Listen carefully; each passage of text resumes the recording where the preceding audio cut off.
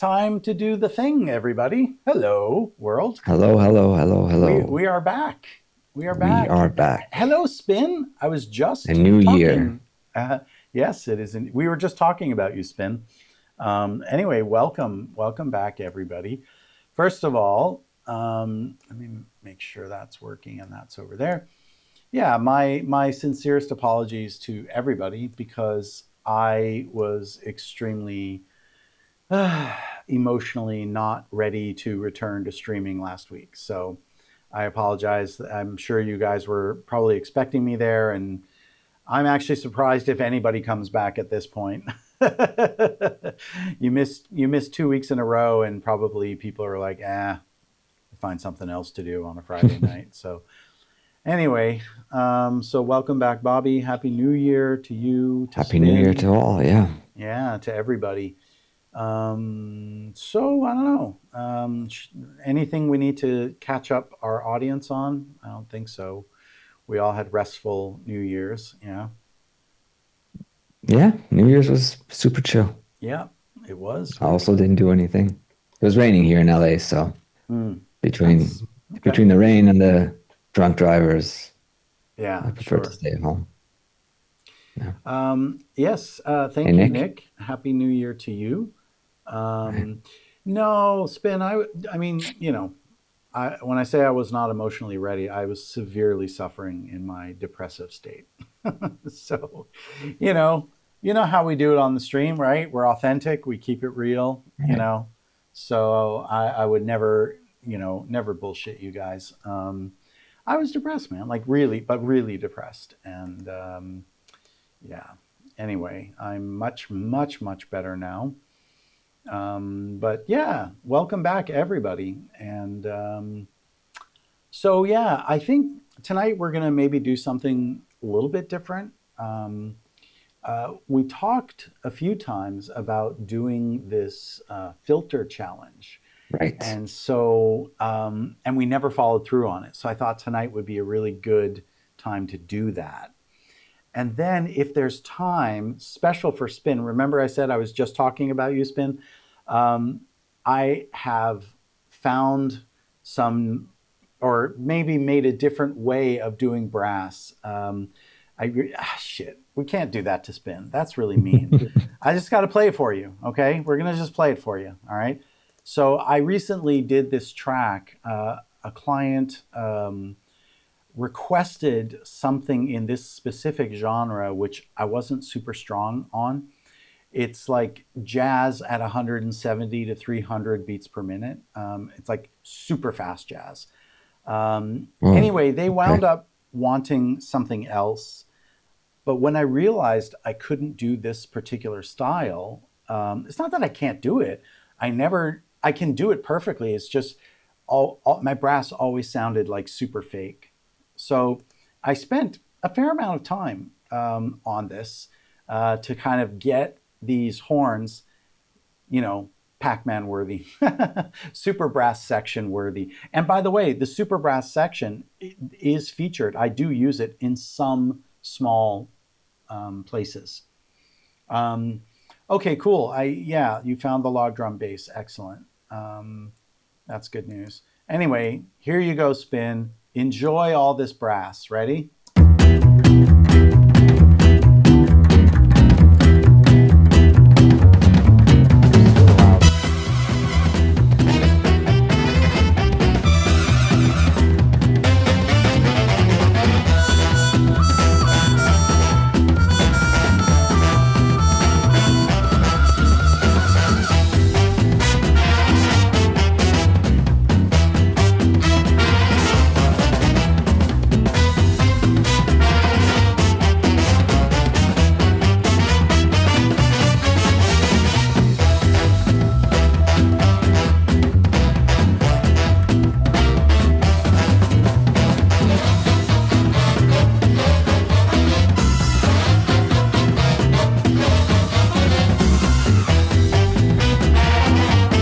Etc. Etc.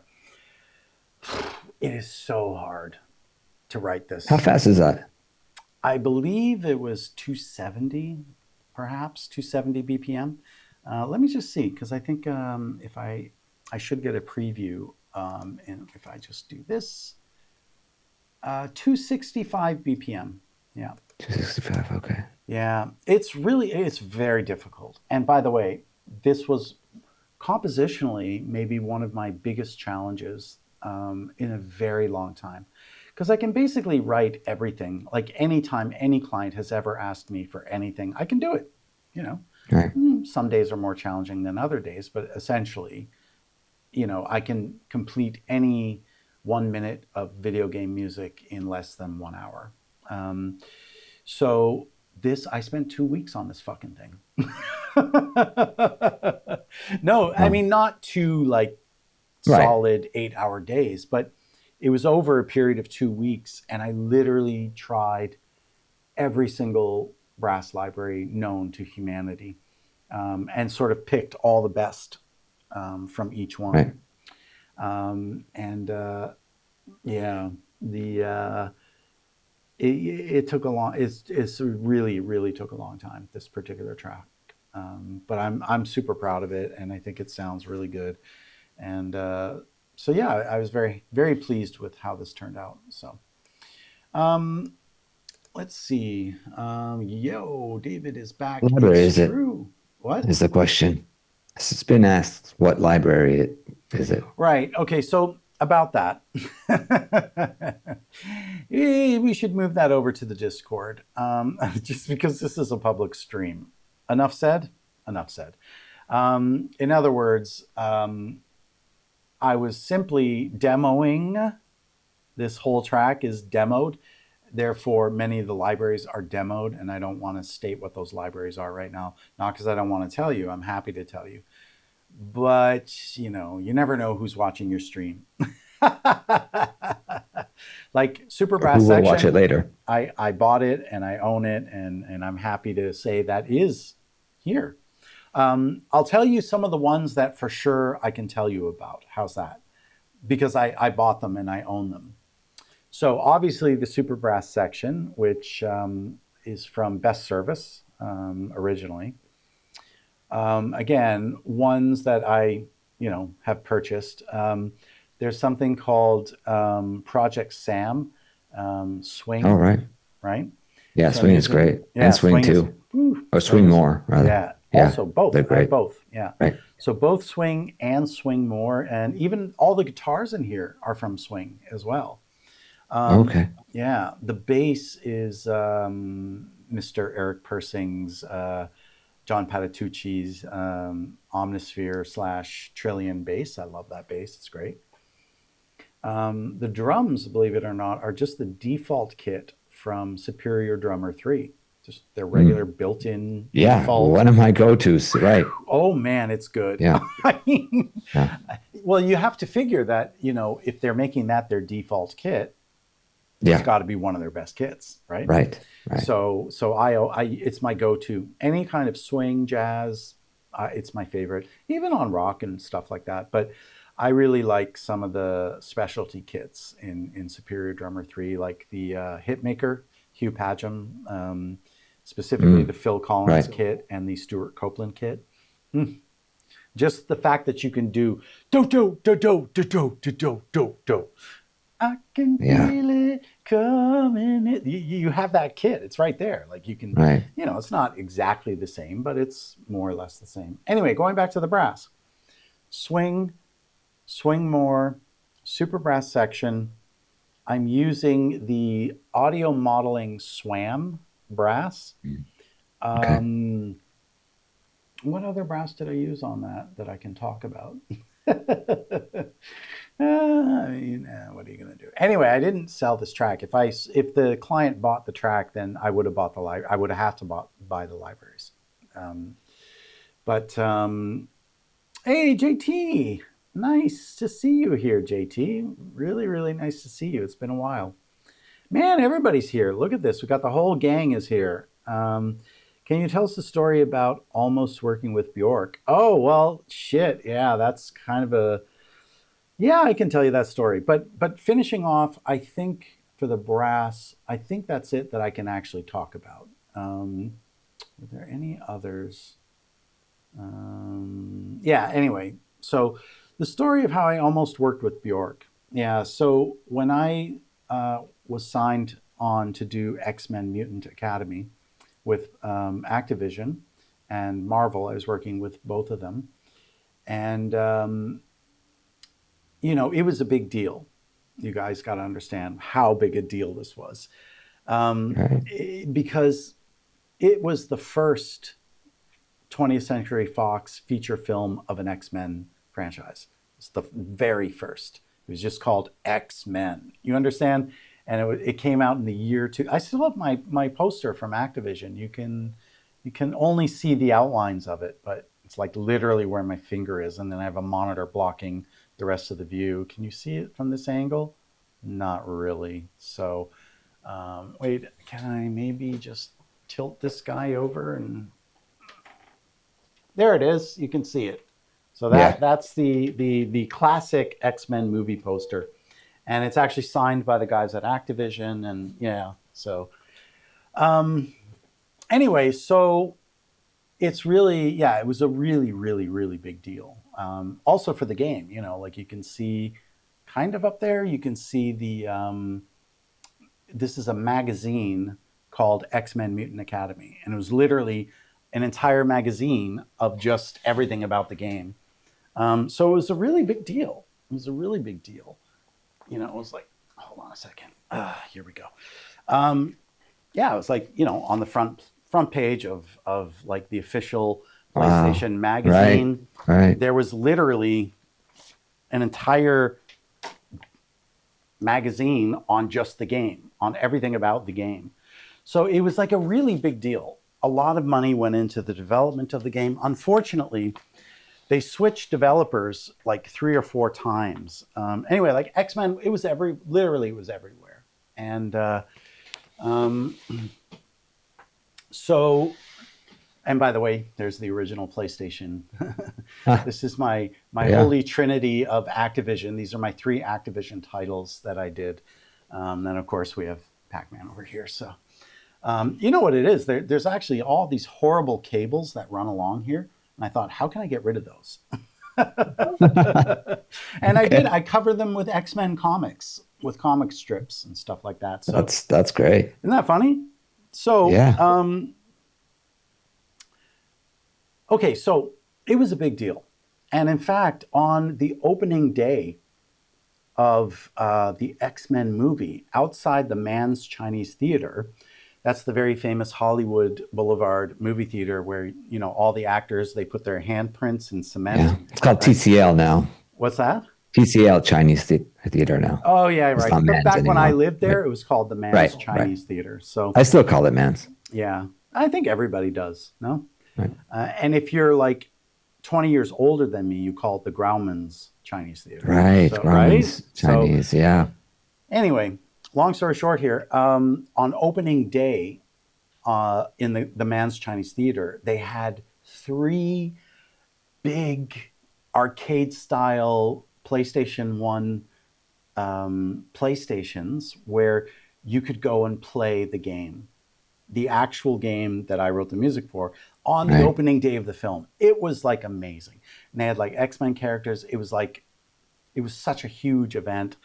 And so Activision and Marvel both wanted maximum impact, right? So essentially, and for those that don't know Bjork, in the late 90s and 2000s, I mean, She she was was huge. the most important Right. artist of the time. And I would argue in electronic music, an absolute pioneer, I would Yeah. say you've got Trent Reznor, Nine Inch Nails, Aphex Twin, and Bjork, like the holy trinity of electronic music, I would argue. So anyway, um, so the the internal production team at Activision, which was led by Seth Gerson, was the name of the producer on that particular game. Anyway, he was in touch with Bjork's label, and they wanted. So I wrote this theme song. Okay. By the way, I can play you guys the demo if you want, Yeah. because I got a session singer to do it. So I wrote this theme song. I wrote lyrics and the music and everything. And I got, this female session singer that I worked with regularly whenever I needed a female voice. And so she came in and she sang the song for me. And it was written for Bjork. It was literally written for Uh-huh. her. Yeah, I wrote it for her. Not like, I love you, Bjork. Right, Literally, right. Activision said, we're going to sign Bjork to sing the main title theme song. So can you write something that, can be sung by Bjork? And Yeah. I was just like, oh, I don't know. I have to check my schedule. I'm pretty busy. So, yeah, sorry, Bjork. I don't think, no. I was like, "Ah, blah, blah, blah." And I was a huge Bjork fan, by the way, because I really think she was a real pioneer of music in that genre. So I wrote the thing. And it was so funny. TQ Jefferson, who was the vice president of Marvel Studios for many years, one of the most important people at Marvel. Anyway, he pointed out to me in my lyrics, because I said powerful X-Men is one of the lyrics. And he's like, actually, there's already a tagline. It's called Uncanny X-Men. He's like, you should change the word powerful to uncanny. And I was just like, all right. But then the bad news arrived, which was, we're not going to work with Bjork. And I was like, why? I wrote the song already. They're like, just make an instrumental version. And so, which I did. Actually, we can even watch the cutscene if you want. It's such a great cutscene. Anyway, Yeah. yeah, why not? What the hell? Why not? We're going to take a break from Pac-Man tonight. Right, Well, right. it's directly related The, to the filter challenge, by the way. It's directly related. I'll show you perfect. how in a minute. So to finish the story, I said, why? Like, why not? They said, well, we were speaking with Marvel, and they already feel that it's a strong enough brand that we don't need Bjork to help sell the brand. But that is the story of how I almost worked with Bjork. And that would, I mean, could you imagine me in the studio with Bjork? Damn. And that honestly, like that would have created a totally different direction for my career. It would have. Right. And anyone who says that luck is not a part of their career is just a fucking liar, because luck always plays a part. How much of a part? I've always had bad luck. Perfect example, almost got to work with Bjork and didn't. But it would have changed completely the trajectory of my career if I had actually got to work with Bjork on a main title theme for an X-Men video game project. But it didn't work out that way. Yeah. So anyway, that is the story of how I almost got to work with Bjork. No, I don't have any templates for swing or swing more, either one. I usually just go piecemeal. So whatever I need, I go into the library and I load it up. So I don't have any particular templates. Are you still we're going to do everything, man. Don't worry. We're back. Bobby and I are Right. back. Right. We're here to we're back with a pack attack. Okay. Yeah. I made a really bad rhyme here. We're going to do that. Tonight we're going to do something a little bit different, I suppose. Let's see. Let's step back from I'd love a step back from the Pac-Man. Why not? We'll step back and we'll get into X-Men tonight. It's incredible that at least you know what? That's true. I almost got to work with Bjork, but it just didn't work out, and it wasn't meant to be. And I was like devastated. I was actually kind of heartbroken because I bet. she's Right. something else, man. She literally it's like music that is extraterrestrial, out of the stratosphere, out of the Milky Way galaxy. Like that's what her music is. If you know Right. her, and even the stuff she did with the Sugar Cubes, which was her band. She was the lead singer of that band before she went solo. But holy cow, man! I mean, Yeah. and then does a cover of like, "What's the point of falling in love?" Oh my god! Like, are you Right. crazy? She's amazing. I love her. Um, I mean, yeah, it's look, man. I've always had bad luck in life, in everything. So I didn't get to work with her, and I can't think of what would have been. in terms of my career. But You never know, man. I can You know. I can precisely tell you what it would have sounded like. Because I have There you the go. full mixed version, and I'm going to play for you right now. And just imagine Bjork singing it. And let's see here. Where are we here? There we go. I'll play you the radio cut. I mean, like it was all planned out. There was So when you had the session singer sing, did you tell her like in the style of Bjork, or you just no, said like just I didn't want to say shit about shit. okay? One of the things I've very smartly done in my life is made sure that I don't spill the beans. Like I was under Right, non-disclosure, right? So right, and so I didn't want to say anything about Bjork, and the other reason I suppose is that even if I wanted to tell her about it, which I didn't, it's impossible. And right. probably if I said sing in the style of Bjork, she probably would have said, "I'm sorry, David, I can't do that. Nobody can do that." Because She's quite Bjork, unique. she is the most unique voice in all of Right. pop music. I mean, even more unique than Amy Winehouse. Probably the only other most unique voice Yeah. in all of recorded music is Billie Holiday, right? Okay. So if you hear Nina Simone and Sarah Vaughan, you could confuse the two. I mean, you Right. wouldn't necessarily. I mean, actually, Nina Simone actually is pretty. She's got the yeah. So, but Billie Holiday, it's like an unmistakable sound, just like Bjork. So, all right. Anyway, I was going to say there was an extended remix and there was a radio edit. I mean, this thing was planned. So I'm going to play you the radio edit Okay. in the interest of time.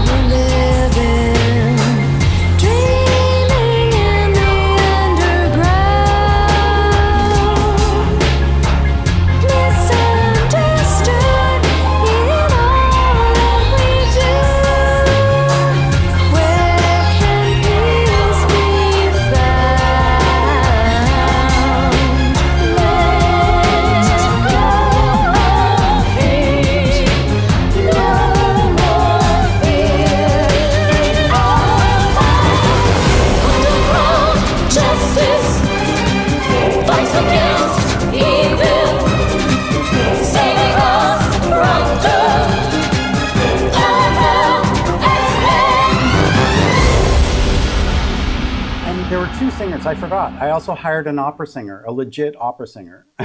in case you Right. were I was going to say that right. wasn't the same singer. No, it was two session singers. Okay. Um, I don't know if you guys remember me playing a female vocal sample that I made, Yes. instrument, same singer. Okay, Okay. so and by the way, I want to thank you all for not saying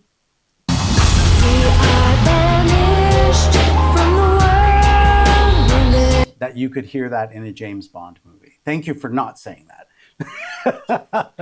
You don't know how many times, oh, it sounds like a James Bond. I mean, I Okay. wouldn't take that as a I know, negative, but I'm trying to sound you like know. David Logan, not John Barry. Just saying. Well, there were many. I mean, Yeah, it's John true. Barry It's true. did I right. I mean, know. You know what I meant. yeah. Now, So, there it is. I want you to listen to this synth.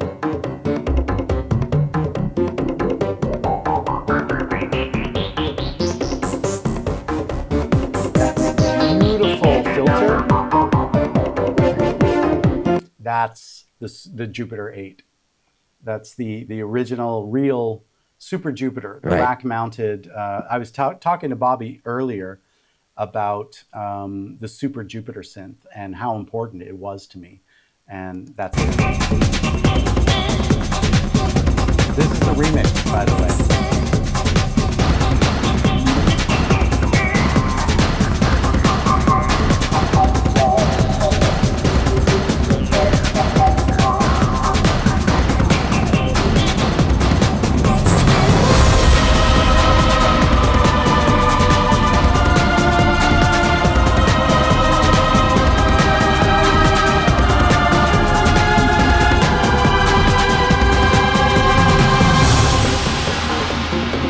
Listening to a That's little bit of great. the remix. That's There it is, that Jupiter, unmistakable.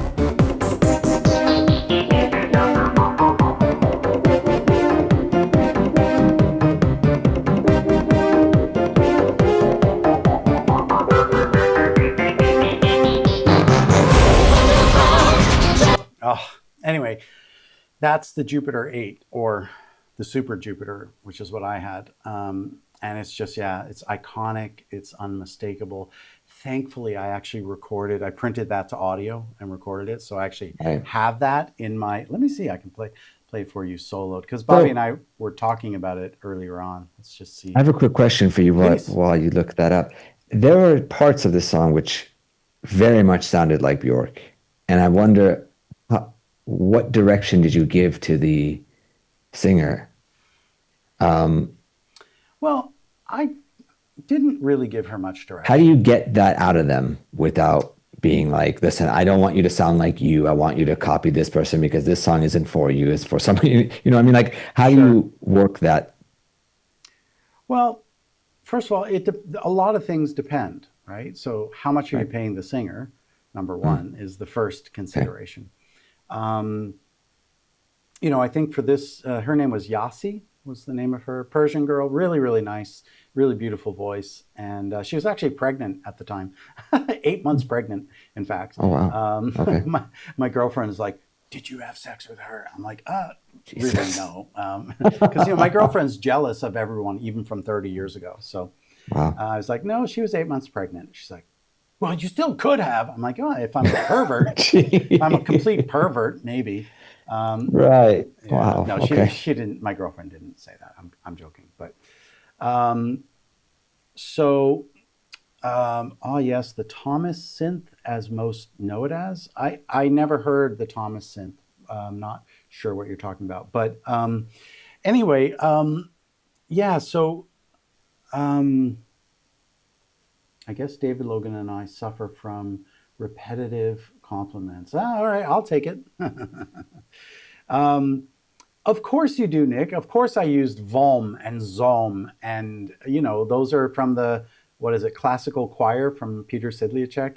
I use those on everything. I love those samples were some of my favorite vocal samples. Anyway, going back to Bobby's question, I just want to make sure I'm also not ignoring Right. um, the the chat.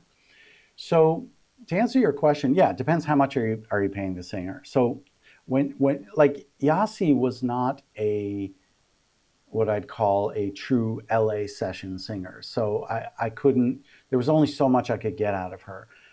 Now, Mm. if she sounds, and I don't think she sounds like Bjork, but if there is a No, resemblance, there were just a couple parts okay.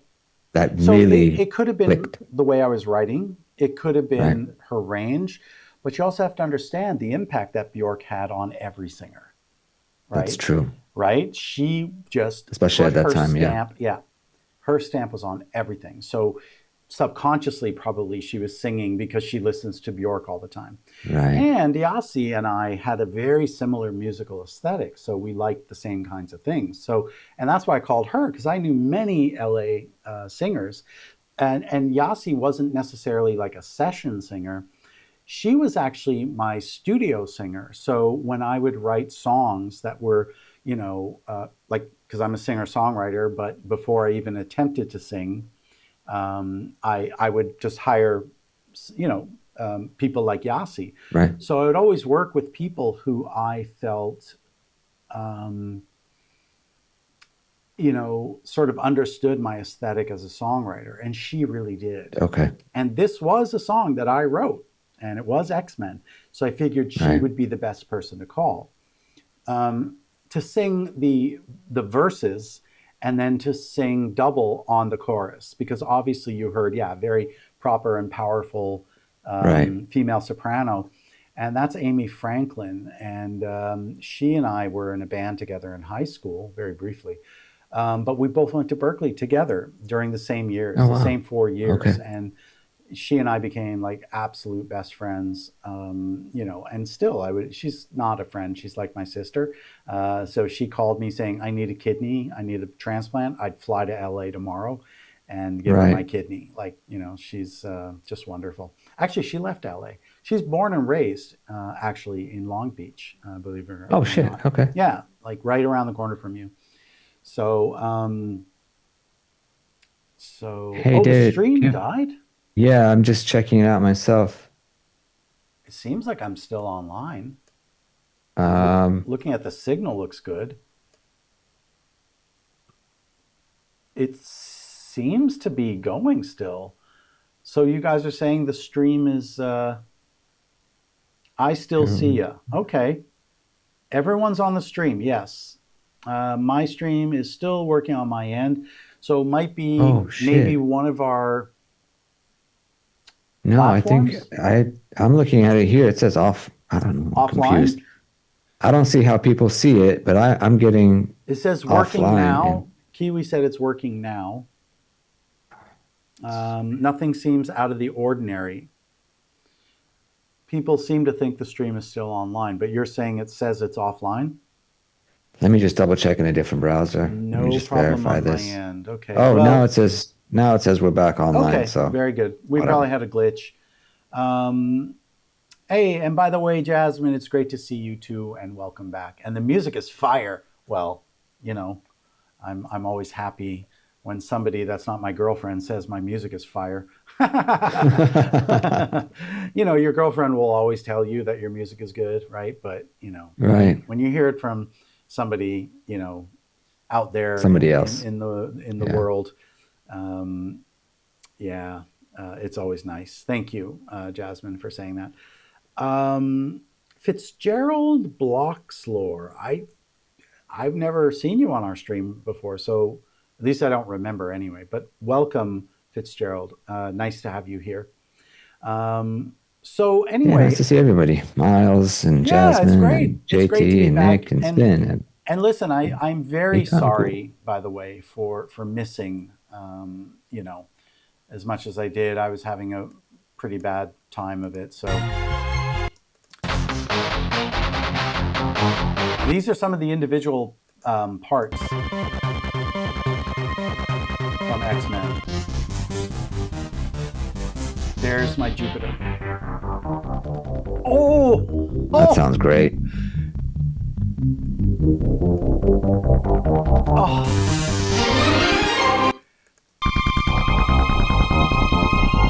That Jupiter.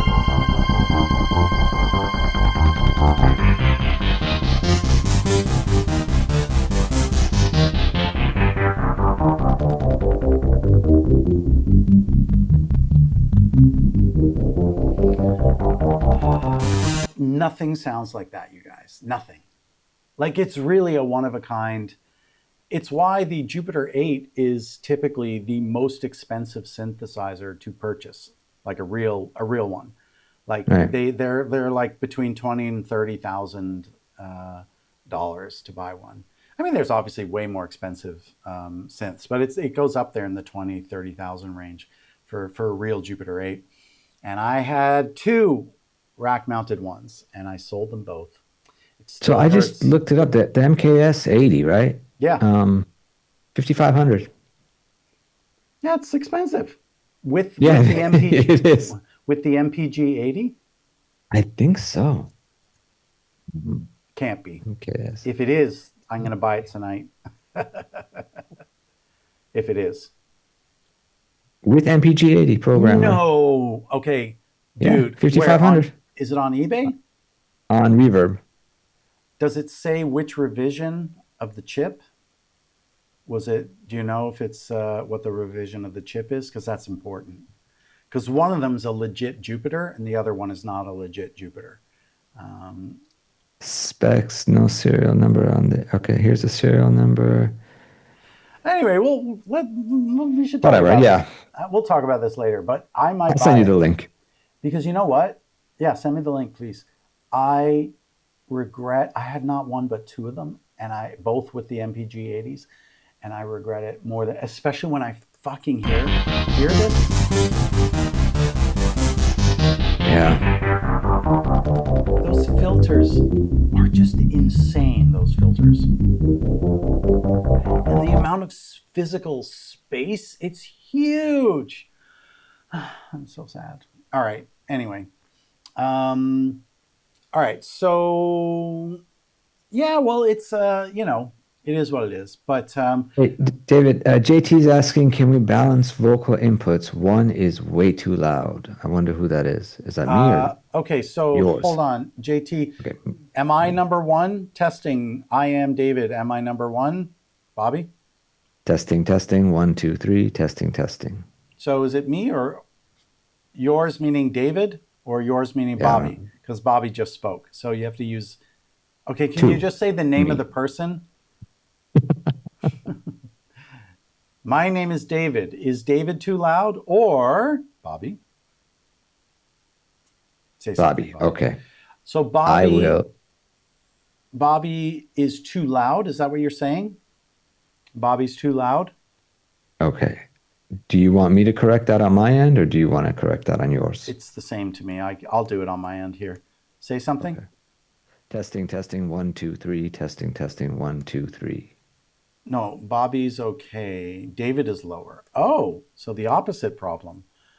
Uh, all right, David is lower. So what I'll do is I'll bring Bobby lower so that it matches closer to me. Hopefully now Perfect.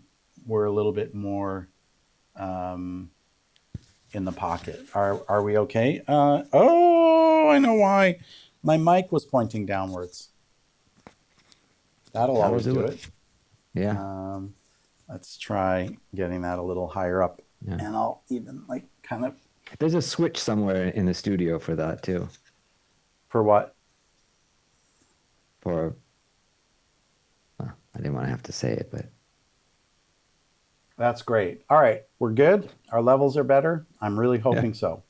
All right. I was going to call it the idiot switch, but I figured. It's the idiot switch. When your mic is turned upside down, Right. that's also an idiot switch. Absolutely. Also, the last stream we did, we were not wearing our shirts. So for anybody that missed our shirt, there it Right. is. Maybe we should like have a merch store. And so people can order these shirts if they want. Oh God, the Super Jupiter, man, just so sad. So good news, although, for anybody who likes or remembers the Jupiter or the JP8080, which is this guy right over here. This is one of my favorite synths, and the same people that remade, and you can see, right, my two favorites side by side, the Virus and the JP8080. So the same company that remade the virus has remade the JP8080. So now that's floating around, but as they will tell you, it's illegal to use unless you actually physically own one, which I do. So I'm very proud Right. of that. So I'm legit. I'm legit. Anyway, especially because I know, Spin and others are really interested in what sounds I work with. So I was really excited when that got remade. So the volume seemed So fine to me. All right. did Anyway, we go get on. into the filter challenge? Well, I was just going to say, without further ado, so it's all related to X-Men. And so what we will do is I will open up the track that this is all based on. Whoa, Oh, it's loud. that Sorry, was guys. loud. Sorry about Yeah. that. Sorry. Let me turn that down. My bad. All right, so. All right, let's listen to the song in context so that when the filters arrive, you'll understand, hopefully, a little better. Here's the entire track.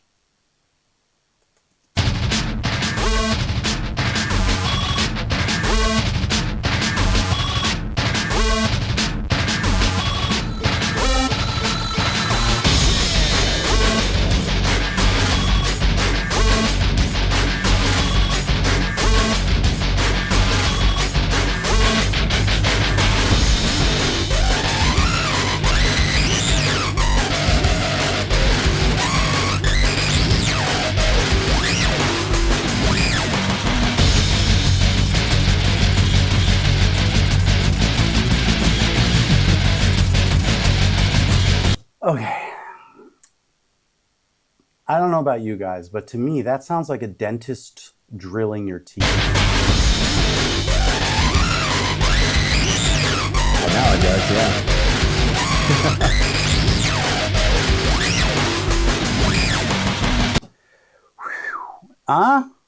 That's beautiful. All right, so here I've been, this whole rebuilding of Pac-Man World 2 has kind of inspired me a little bit to, just try my hand at rebuilding X-Men. So.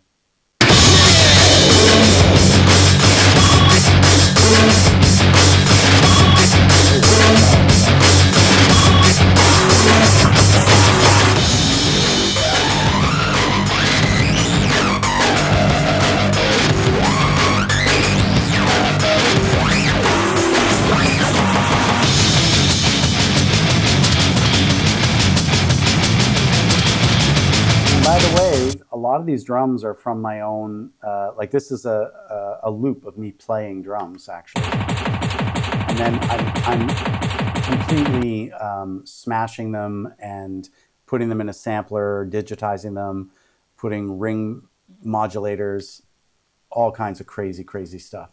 And this was all in which program? This is I'm in Logic right now. So this is Logic, but when you originally made it. No. Originally it was made in a software called Studio Vision Pro. Studio Vision, okay. Yeah. The same as Pac-Man. But what I've done is I'm slowly, bringing over. There it is. So it's originally a live loop of me playing, and then I'm just obviously making it very digital. And hey, David, I think the music is very loud. Sorry?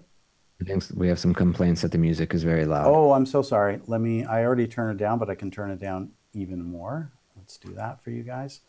Hold on, we'll come down like about here.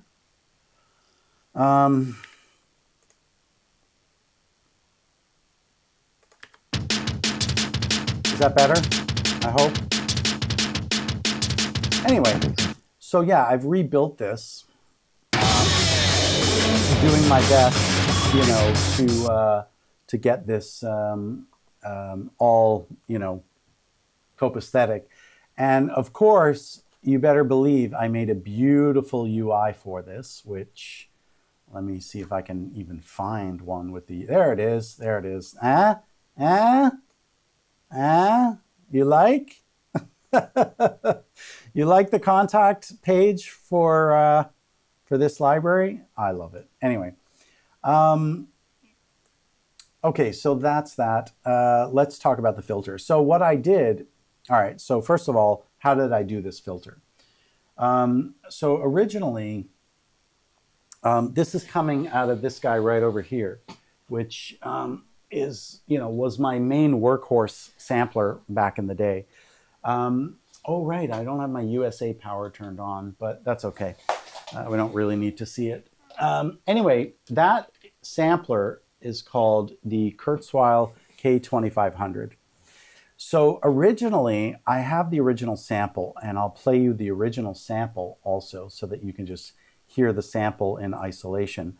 And then for the filter challenge, I'll make a copy of the filter, the actual audio of the filter, and then I'll also put up the original sample.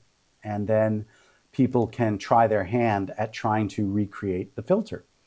And I'll show you what I mean by all of this in one moment.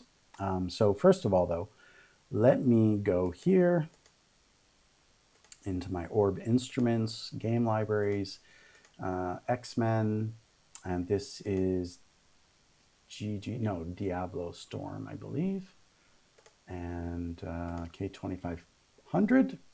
There it is. So this is the original sample, which is already a really cool sample. So that's the original sample. And then what I'm doing is I took that sample and I loaded it into the hardware sampler that my finger is pointing at, the K2500. Oh man, if they made an emulation of that, I would be in heaven. Anyway, I loaded the sample in there and then assigned it to some crazy filter. The filter, I don't even remember what filter it was, but the filtering is happening inside the K2500. So I fed the output of the K2500 into an audio track, and that's what this is right here.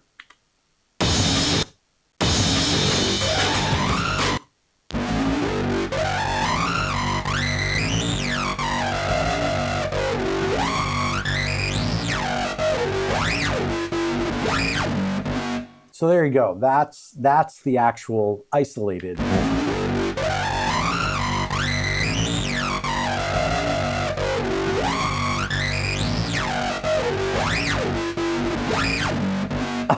Oh, that is so nasty. And I was only able to record this as audio because of my amazing archival process, right?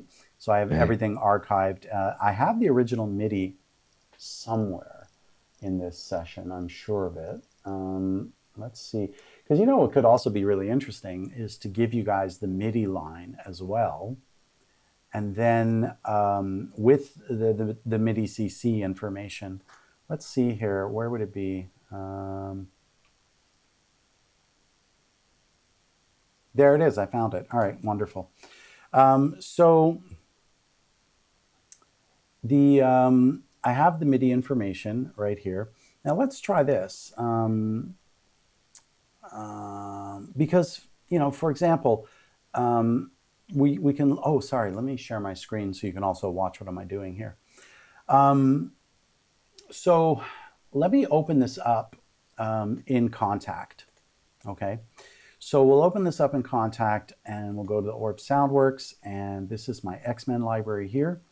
And it's called BS distortion, bass distortion.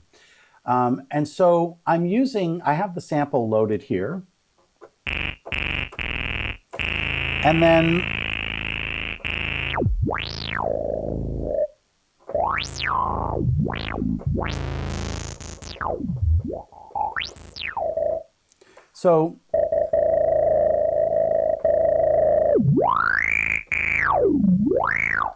So if I go ahead and if I try to take this filter information over here, if we open up this, we can see there's the modulation. So this is my MIDI CC for modulation.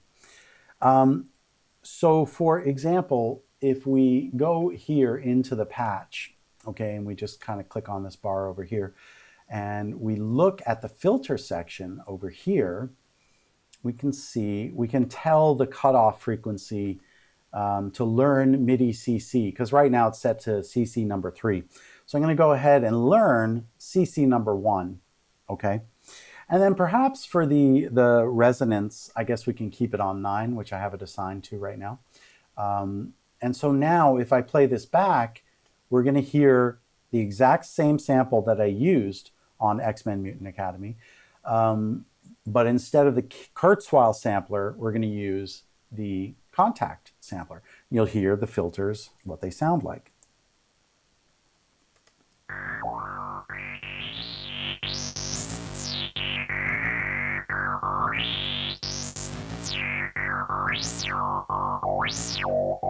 Let's actually loop this whole section.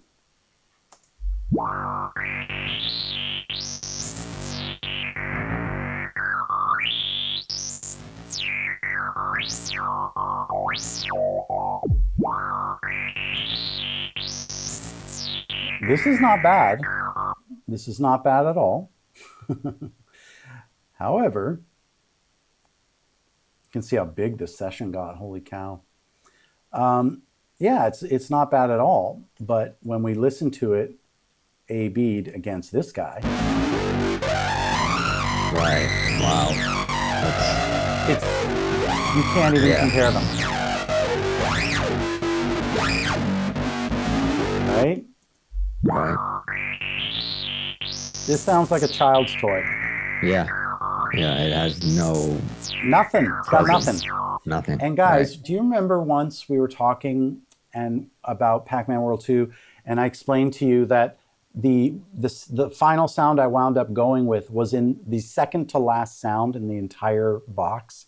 And I said, what that tells you is I went through every single patch. Well, listen to me carefully. I went through every single filter. I literally tried every single low pass.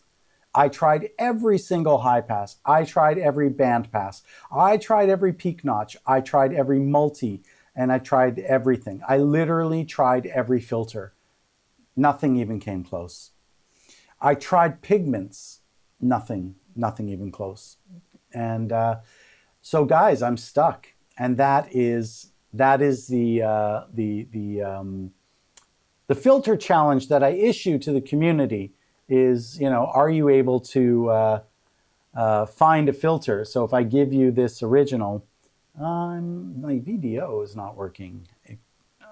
Split screen is not working. Oh, sorry, that's me. Oh, yeah, that's why. All I right. had set you to just wanted to bring your beautiful face back,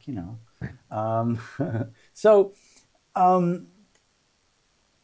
this is my challenge. If I give you the original sample and I give you the MIDI part with the MIDI CC, are you able to recreate a filter that is that insane sounding that you feel like you're in your dental chair getting a drill through your tooth? Because that's what it sounds like to me. Honestly, I've never in my entire life. And it's why I never sold my K2500, because I realized there was no way of getting any of that back.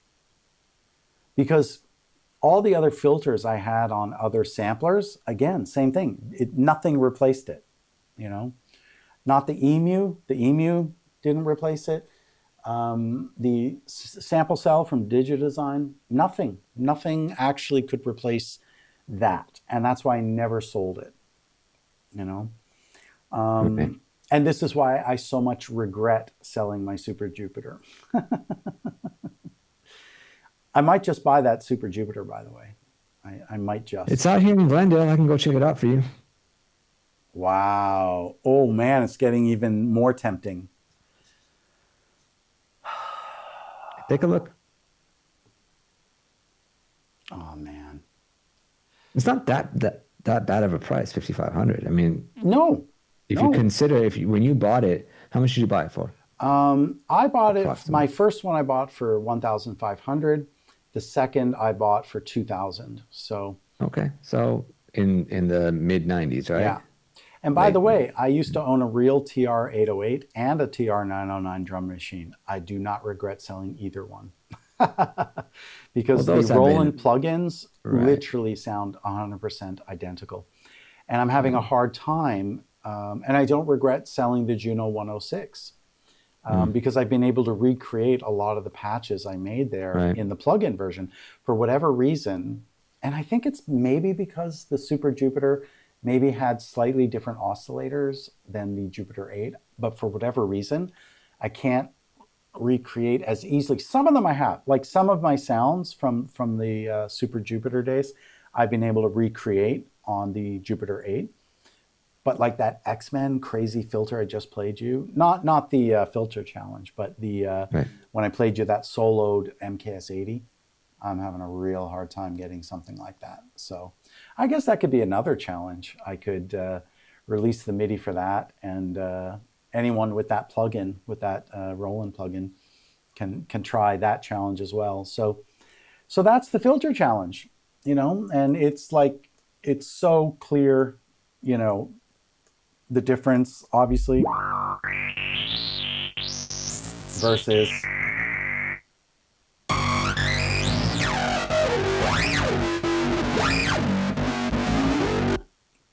forget it.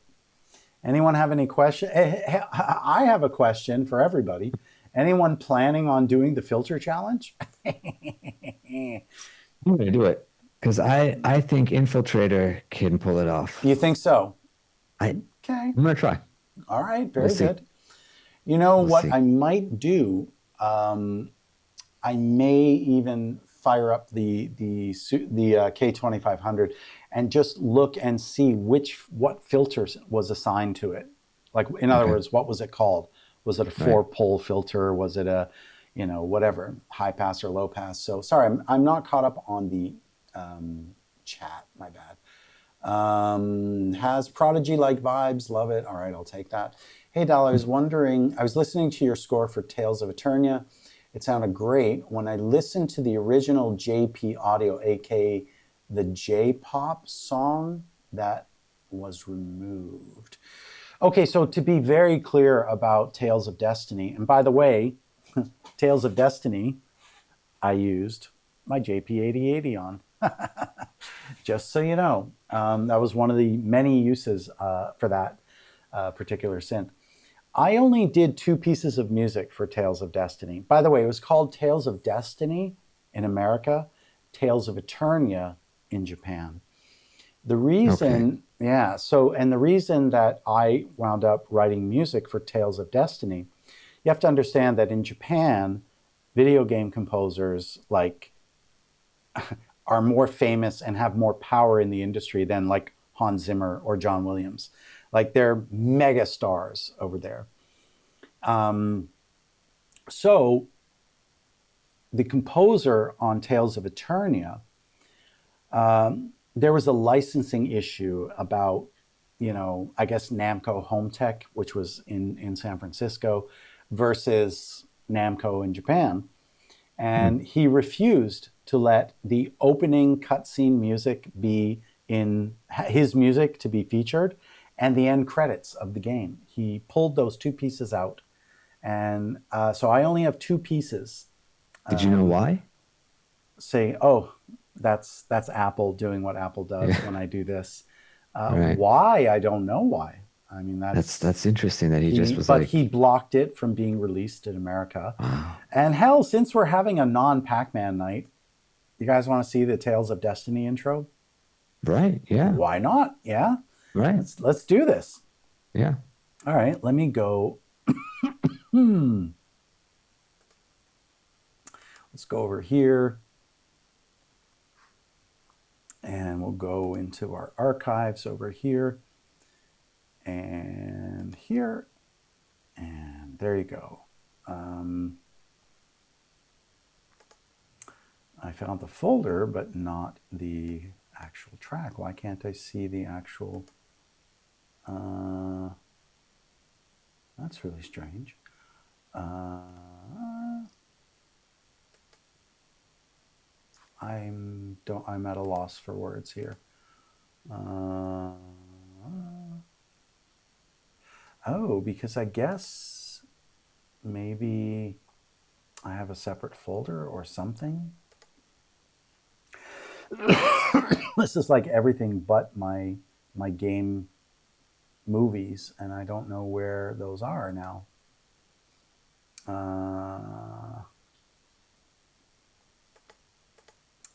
how anticlimactic this all is. Let me go into my archives because I'm not actually on my archive drive right now. Let me do that. And I'll go over here and I'll go to games and I'll go to Tales of Destiny. What? It's like the whole thing has just disappeared, man. B-sides The and folder or one-offs. the What? files? Say again? I said the folder or the files? Um, I Both. can't find any of it. I think okay, I found it. I found it. Yeah. I found the correct folder. I don't know if I found the movie though. Oh, okay, I got it. Yeah, I got it. I got it right here. Excellent. Cool. So without further ado, let's take a look at that. Excuse me.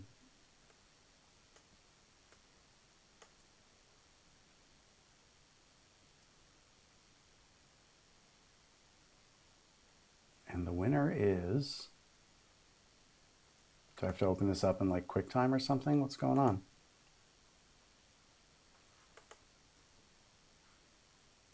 Oh, cannot be opened. Can't be played. This file is so old that probably... Let me open up Permute and see if I can convert this.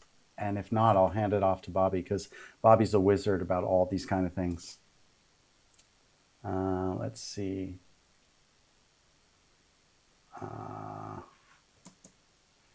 Where are we here?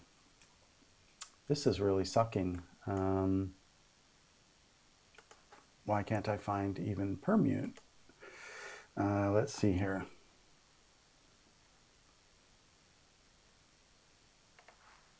All right, so let's take this and we'll fire it off into here. What? Ignore. Are you kidding me? Like I'm just out of luck completely on everything here. I will try one other thing here. I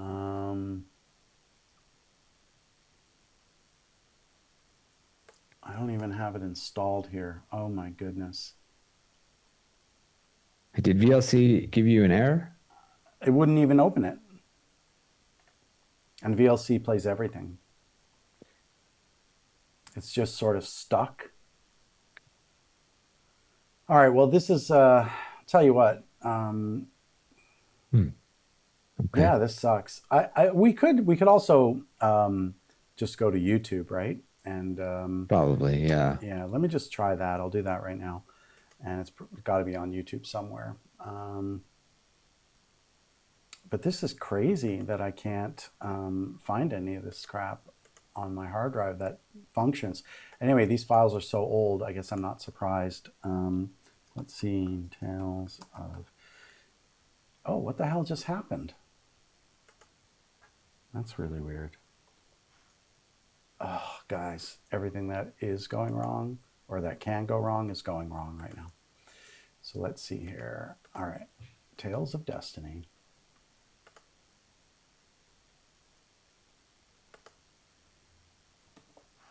All right. You want the intro? Yeah, I'm just looking for the intro. Okay. All right, I think I got it. Even says 4K upscaled. I don't know if it's mine, though. It doesn't look like the same one, but let's see. Let me go back here and I'll share my screen again. Let's see if it's the right one. Nope, this is not the right one. It's nice, though. Yeah, this is not the right one. And you know what? I'm so happy I did this because, and maybe what we need to do is say Tales of Eternia. Oh, I think this is the one. Here we go. No. Damn. Maybe Tales of Eternia.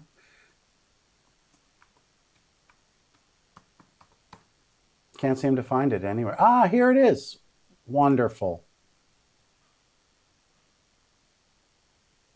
Except my music is not on it. Guys, we're running out of luck. Tell you what I can do though. Let's wait. Let's try another one.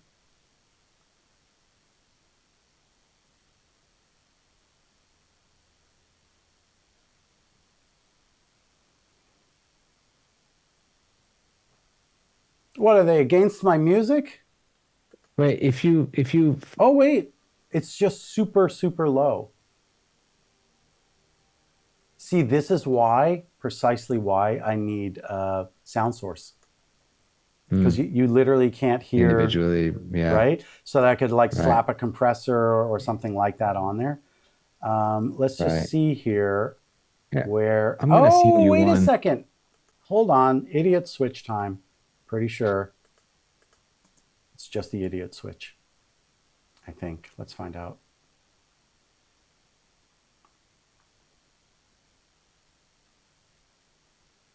No, So, yeah, there it is. but I can't hear it. Oh, I can.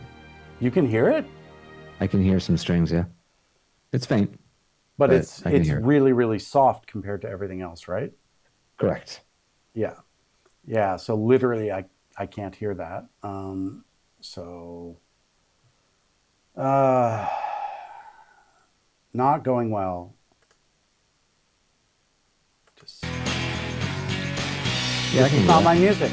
It's not my music. I didn't do this.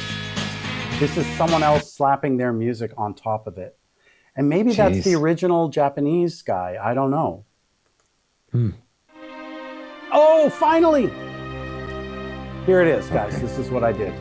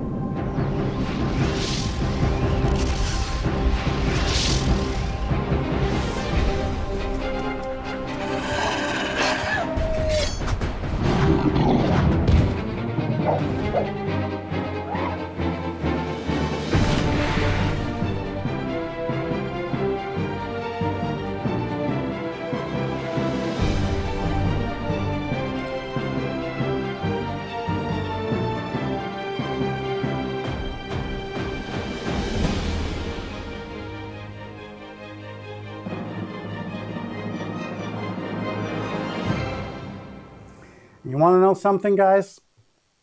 Having a like real, legit, top tier, real, authentic Japanese anime team under the supervision of Namco, having that in my Yeah, that looked great. portfolio, that is way cooler than Bjork. I'm That sorry, looked but really amazing. Yeah. I mean, Yeah. coming from the world I come from, that's legit, real Japanese anime under the Right. supervision of Namco. And I got the right to I got to write the music for that shit, and that is cooler than Bjork. I feel that's more important in my career than Mm. having to. Well, I don't know. Maybe Bjork would have been better for my career, but my point is that that's super fun. So, Right. and I'm so proud. You know what, Bobby? What we should do? We should try and track down all of my classic game soundtracks and movies specifically, and Mm. then maybe make like a classic game reel because that's beautiful. And I That mean, was. I Yeah. think that should be up on our website. Am I right? Right. Right. It's really nice to look at. Yeah, it's a beautiful Yeah. piece. So yeah, Right. like And to having that hear in my with those two portfolio. together. What's that? I said, and to hear with those two together is really, Yeah, sure. yeah. And probably I'd like to do a better mix of it. But, Mm. here's the point. Actually, that'd be really cool. Remake that. No? With Okay. modern day epic orchestral. Oh man, I'd crush Right. that. Here's the point. I would argue I'm going to go with a 75% of Gen Z has no idea who Bjork is and would never recognize any of her music. Mm. Whereas, I'm just spitballing a number there. I don't know. It could be less or more. Who knows? Here's the point. Anyone on planet Earth could look at that anime and be like, wow, that's beautiful. That's some beautiful anime. It's Right. true. Anime is Yeah. universal. That Japanese Yeah. Yeah. manga, Anime has, anime style, everybody knows it. It's so world right. famous. And even if you'd never seen anime in your life, it's a beautiful animation. Like that is really beautiful. The animation in that is just spectacular. So I would, if I have to choose one over the other, I'm going to go with that over Bjork. So So Bjork had a huge impact in the 90s. sure did. Do you think, but so did, let's say, Nirvana, right? Hmm. Gen Z probably knows Nirvana, though, Oh, undoubtedly. And right? I think in 10,000 years they'll remember the Beatles and they'll remember Nirvana Right. and But do you think Bjork will have her place no, there? Bjork is going to be forgotten in another Yeah. 10 years. She won't even exist. And she's completely irrelevant today, even though she Right. was arguably like the most important artist of the 90s for so many Right. reasons. Her music videos, I mean, Yeah. God.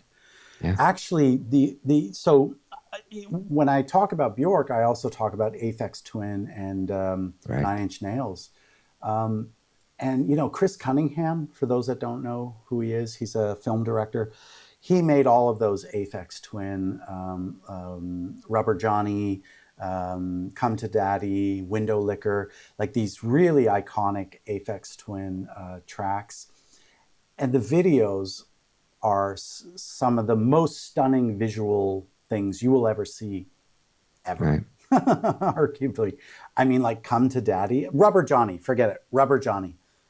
Whatever you do tonight, just watch Rubber Johnny. Rubber Johnny. Just watch Okay. it from Aphex Twin. Chris Cunningham, director. Just incredible, man. Just incredible. Um, Come to Daddy is also just terrifying. It's a terrifying video. Like it is so scary to watch, even today, and it's like 20 years old. If I watch Right. that video, like I'll have nightmares. And it's not because of the big monster that comes up two-thirds of the way. It's the Aphex Twin superimposing his face on all the little girls. Oh God, it's the creepiest. It's the creepiest shit Mm. you've ever fucking seen in your life, man. Oh, Chris Cunningham, genius.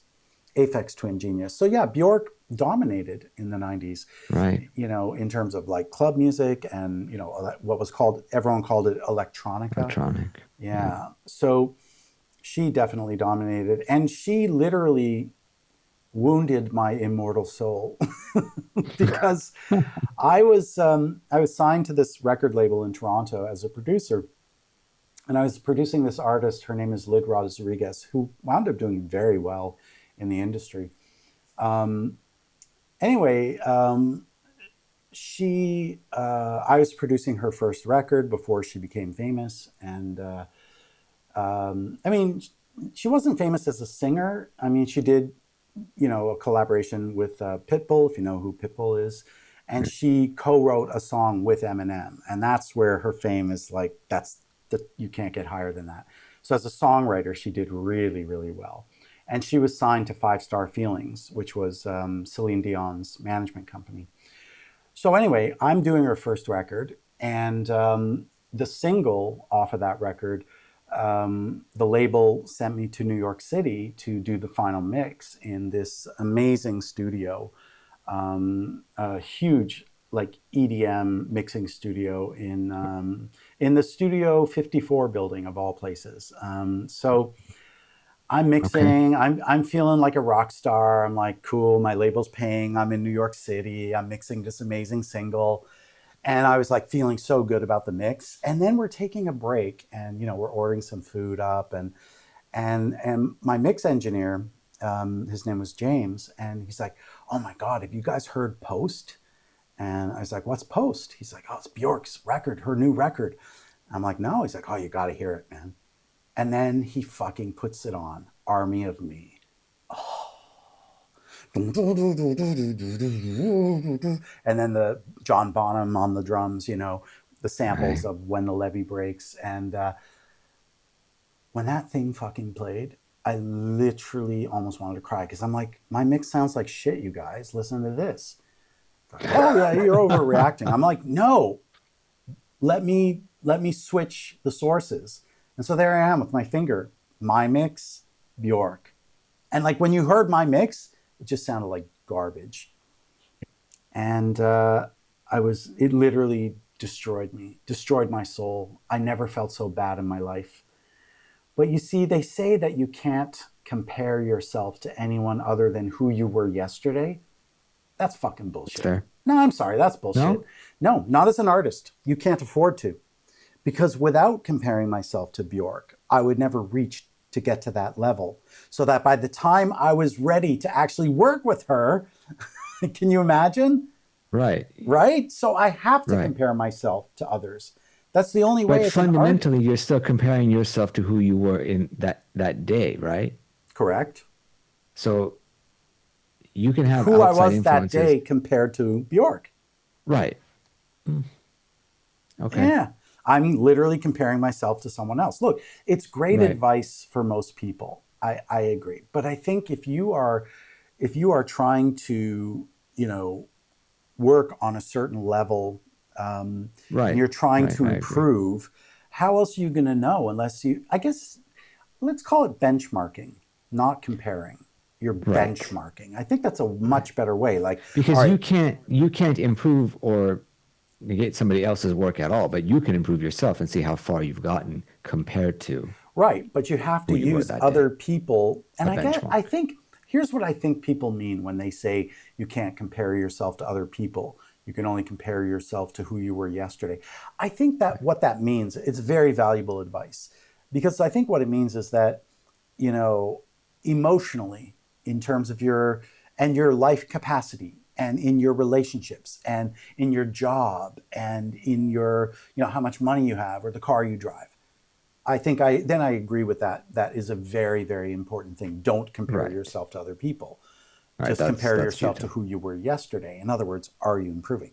So then I think as an artist, it's not that I think it's bullshit. I just think that as an artist, you need to benchmark yourself against others. Because if I didn't have that painful lesson that day, I wouldn't have gone back to the studio because that was in 1995, by the way. Mm. This is, I guess, 2 years before I wound up living in Hollywood. So in those 2 years, holy cow, did I become a better record producer. And guess what? No YouTube back then. Oh, well. Right. Guess what? No cell phones back then. Oh, well. You got to do everything the old way.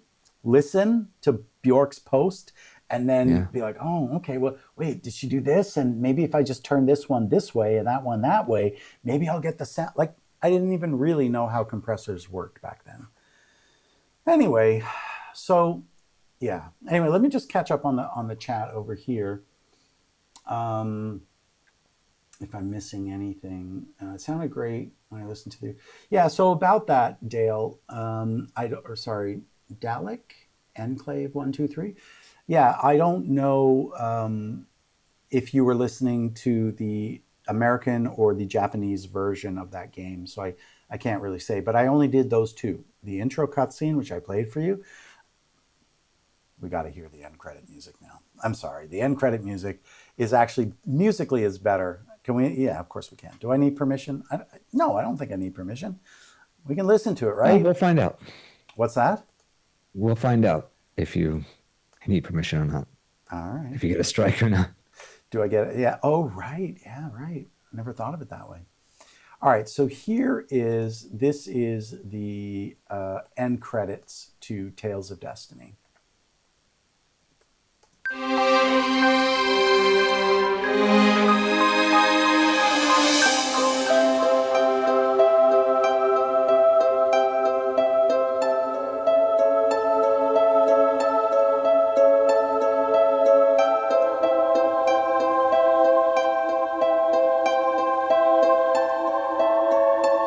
I love this track.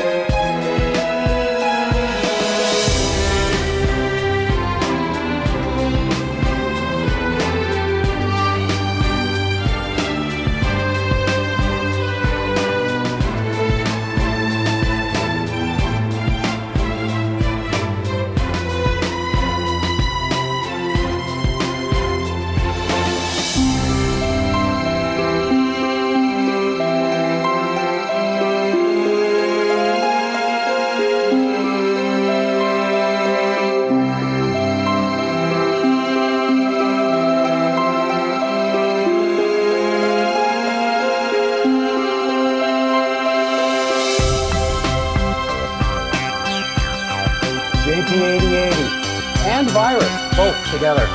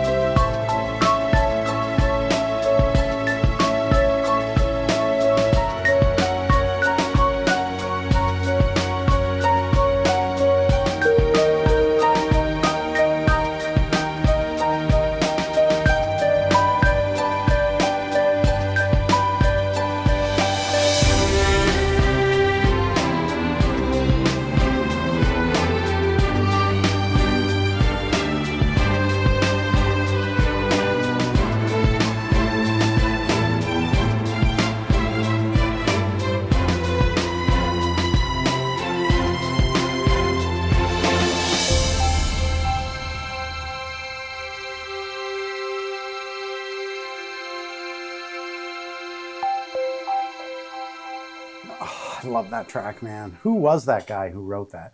Like, I don't even recognize myself as a writer that far back, you know? Like, really, I was a really different writer back then. Just not the same person, really. And that was all. There were no round robins back then. Everything was just one-shot Yeah, it sounded samples. great. And yeah, I mean, those strings especially. Those were Peter Sidliacek strings, again, because he had the best of the best. And that and the Miroslav also was, the trumpets were Miroslav. But that library in particular was called Smart Violins by Peter Sidliacek.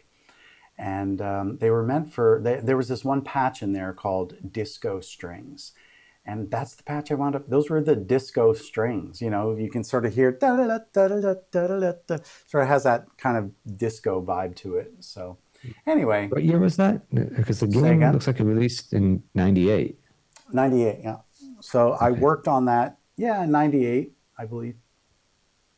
98, 99-ish. Yeah, I mean, Pac-Man World 2 was, you know, I was, you know, that was 2001. And the gig before that I did for Namco was Tales of Destiny. That was like my tryout. Okay. They gave me That's two how you got to tracks. Pac-Man, right? That's how I got Pac-Man. Yeah, Oh, yeah. okay. That's how I met Yas. That's how I met Glenn. They were both the same team, right, at Namco. And they were, you know, I did that with them first, and they really liked it, and they offered me Pac-Man World 2. I didn't even know they were making it. They just said, Right. so I was talking with the Oss the other day. This is Glenn. He's like, we were wondering, would you be interested in our next game that we're doing? I'm like, what's the game? He's like, it's Pac-Man World 2. And again, I'm like, I have to check my schedule. I might be busy. I don't know, guys. No, I was just Right. like, yeah. And so I went through a demoing phase. They really put me through the paces. And but then, yeah, I wound up getting that gig. Um, so let's see. Anything else in the chat? Finally, our first non-Pac-Man World 2 thing. Yeah, well, we'll get back to Pac-Man. Don't worry. Um, and then the K25 is near. Thank you. Thank you for saying that. That the K2500 is near impossible to remake. And that is exactly why I think no one will ever pass the filter challenge. I hope Bobby can. If anyone can pass it, it's going to be Bobby. No offense to anyone else, but Bobby Pretty literally tough. solves every problem I've ever had. He figures out the answer. Yes, because the Kurzweil K2500 was made by Ray Kurzweil, who's like this crazy futurist. He's the first person that sort of wrote about and talked about singularity as a concept and an idea. Right. He's this futurist guy, and he made literally a sampler that was the sampler of the future. At the time when I bought it, and in fact, the only reason I bought it was the only sampler on the market of every sampler that was out there that had 4 times the RAM capacity. So all samplers could only hold 32, wait for it, megabytes of RAM, 32 mega with an M. You heard that correctly. And the Kurzweil K2500 had 128 megabytes of RAM. So I needed RAM. I was doing orchestral tracks. And so it wasn't a question. And it wasn't until later that I realized all these crazy filters and all these Mm. amazing, because it was not just a sampler. He made it a full-blown sampler plus a full-blown synthesizer. So it was both. Right. And that was, again, you could buy a sampler, you could buy a synthesizer, but nothing integrated them. And it wasn't until Roland XV5080 that they finally integrated one. That's like 6 years after the K2500, right? So you're right. I don't think anyone will ever remake it or even be able to emulate it for that matter. Rest in peace, indeed. Definitely correct, Dalek. I'd kill for a beautiful. I would kill too. Well, maybe I wouldn't kill.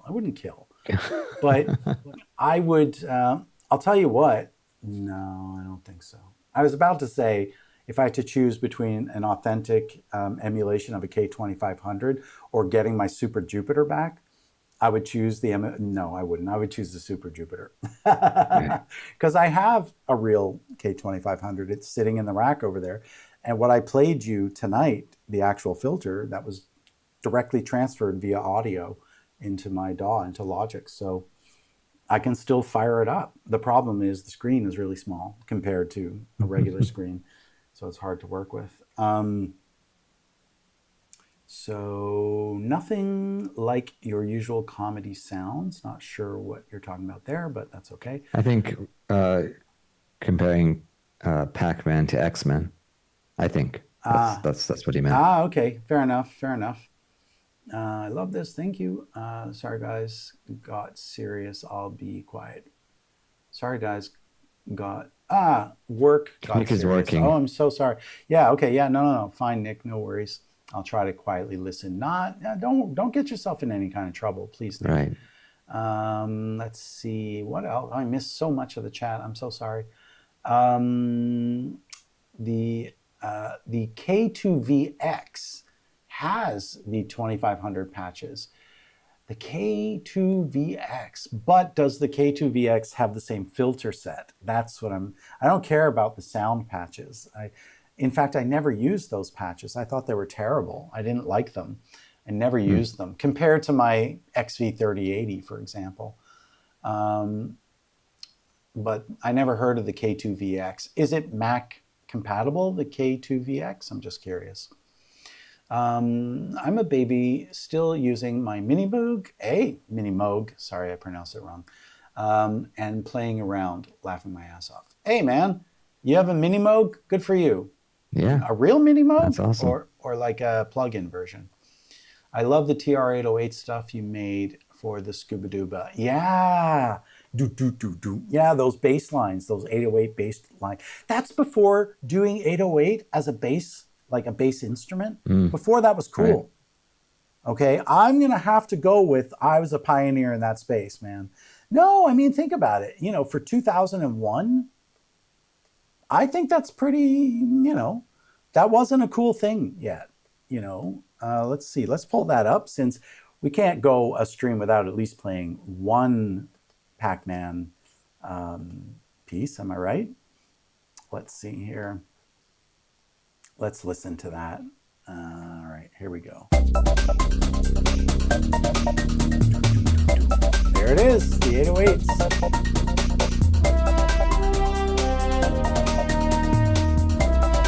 And that's without any saturation, which is the modern method of using 808 as a bass. It's like full of saturation. Of course, that's also the virus on there. Yeah. Yeah, I never thought of it that way. But you're right. I was using 808s for the bass on that. Tom's gives it such a good bass. Well, this sucks, LOL. We can. That's Peter Sidley Trek strings. It was. Called Smart Violins. That's so cool. And then going from there to Pac-Man. Yep. That's a validation, David. Thank you, Jasmine. Jasmine is awesome. Thank you so much for saying that. Hush, hush, ha, ha. No, she was fading in the 90s already. I'm sorry, I have to be honest, one of my best friends absolutely loves Aphex Twin because he's a genius. Richard, I forgot his last name. But Aphex Twin, I mean, he's the J.S. Bach of electronica, in my opinion. Like, really. He really is, They got me start listening to him yeah, he's a genius, man. Guys, Rubber Johnny and Come to Daddy. Just listen to those. Watch the two videos. It's just amazing. Rubber Johnny literally will melt your brain. Your brain is going to melt when you watch it. It's just like, what did I just see? Like you can never unsee Rubber Johnny. Okay. No, I'm dead serious. There's like no nudity and no violence, but you cannot unsee it. You literally can't unsee it.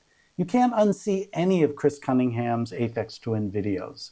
You can't unsee any of them. Literally, you can't. She's gone way over to the way outside. Well, I hope she's happy there. And it's great. Hey, good for her, Competition is the source of motivation. Sure, I guess. Oh, I like that benchmarking. Yeah. I'm back. Welcome back. I'm sorry to hear about the movie not working. Anyway, we got it sorted out finally. This is Kiwi, by the way. Kiwi. Okay. You keep changing your name, Kiwi. I never know who you are. I need to rebrand my channel. Fair enough. That's fair. Spin. Oh, well, we're just seeing your past work. Yeah, I mean, still, it was fun, I think, what we did tonight. No? It's not like listening to your top secret Pac-Man song. I know, right? That's the harp you used in World 2, laughing my ass off. If anybody knows, it's you, Spin. I trust Spin more than I trust even myself when it comes to what sounds I use. He knows better than me. Well, it's funny, and I mean, I'm only kind of half joking about this, but it was the students that studied with Mozart that actually had to write down the piano parts to his piano concertos. He never bothered writing them down because they were already in his head, right? And so it was his students' recollections of kind of, oh, I remember when he wrote that piano concerto. I'm pretty sure this is the part. It was all of his students that wound up piecing together. And so I'm sure Mozart and Bach both had a spin music on their side, who knew even better than Mozart what Mozart played. Plot twist. David secretly wrote a song for Pac-Man World 2, Re-Pac with... Shh, Nick, you were not supposed to tell them. It's true. Bjork actually tracked me down and said, my God, I missed a chance to work with David Logan, and he did Pac-Man World 2. So she remade every one of my Pac-Man World 2 songs, and she made a record for kazoo, French horn, and voice. Just 3 instruments, and did a beautiful job. It's true. Nick, you were not supposed to tell anybody about that secret song. That's Canadian dry humor there, by the way, in case you were wondering. This is pretty nice, thank you. Better fit for a RPG than dated sounding J-pop sound. Fine. David secretly wrote a killer K2500 synth solo for World 2. It's true. Shh, Spin. You weren't supposed to mention anything about that. All the secrets are out tonight. He's ruining everything for me. Right. Oh my God, remix, it's too good. I love the looping beat. Thank you all. Disco Strings, World 2 does sound nice. Trial, yeah, that was my trial for Namco. Namco Trials, go Bobby. Megabytes, not even gigabytes, I know. I have the Arturia Mini 3V or Mini D3 plugin. Came with my MIDI keyboard. That's a great, yeah, it's a perfect The Arturia emulation. It's very good. Are great. Yeah. Everything Arturia does Right. is positively amazing. And they tend to increase the functionality. So I'll give you a very good example of this. My favorite drum bus compressor is the Neve 33609 compressor. And I have the UAD version, which is the most faithful recreation of that compressor. I always use the Arturia version because on the original Neve compressor, and with many Neve and SSL compressors, you just have fast attack on or off. So you can't control in milliseconds. So the Arturia 33609 sounds exactly the same as the UAD version, but they give you a knob up to 75 milliseconds. So you can go from 0 or 1 millisecond to 75, which you cannot do on the original. But having that level of control for your attack, especially on a drum bus compressor, really very, very, very important. Now, ironically, I always leave it on 75 milliseconds, which is the slowest attack, which means I'd be fine just keeping it on the slow.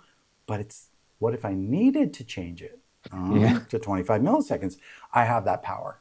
So I love Arturia. I think they're great. I use their LX24, Right. And I choose that over the UAD version. I choose their 33609 over the UAD version. Anyway, and I think with the 1176 or the LA2A, I think they put like a side chain, which the original doesn't have anything like that, I think. So David Logan is pretty much a fully expanded K25. What? Only 64 megabytes of RAM? That's like, you're insulting me now, Kiwi. And the expansions included. The filters do differ. All right, fine. I'll take it. I use the patches when I get tired of the Roland stuff. Yeah, well, Moog and Roland, right? I mean, they couldn't be more different, right? You're talking about an American synth versus a Japanese synth, right? Like very, very, very, very different overall. So what else? What do I think of Giorgio? I don't like Giorgio Moroder. I got to be honest. Do I think he's one of the greatest, producers and songwriters of the 80s? Of course he is. Oh yeah, yeah. There's Hit not after a question. hit after hit. Yeah, there's no question about that. But I like Flashdance, Scarface. Sure. I Feel Love, Donna Summer. I mean, that's like a classic, shoot, right? Yeah. Right. So here's the point, though. If you ask me who did more for synthesis, Giorgio Moroder or Depeche Mode / New Order, Okay. I'm going to go with Depeche Mode, like any day of the week. I think it was more sophisticated pop writing, I think Giorgio Moroder was like a professional. You know what I'm saying? Like he was a Yeah. professional Yeah. songwriter, professional. And like, I just love the sort of artsy British, you know, the Manchester. I think New Order was from Manchester, and not Simple Minds. Depeche Mode. I don't know, somewhere like in East Essex or like some like way east of London. Anyway, I like this sort of like not central London approach to, and just the way they use synths and just their whole like we don't even know what these are. We normally play guitar. I Right. love that. Yeah. Whereas the American side of that, which is Jump by Van Halen, is garbage, you know.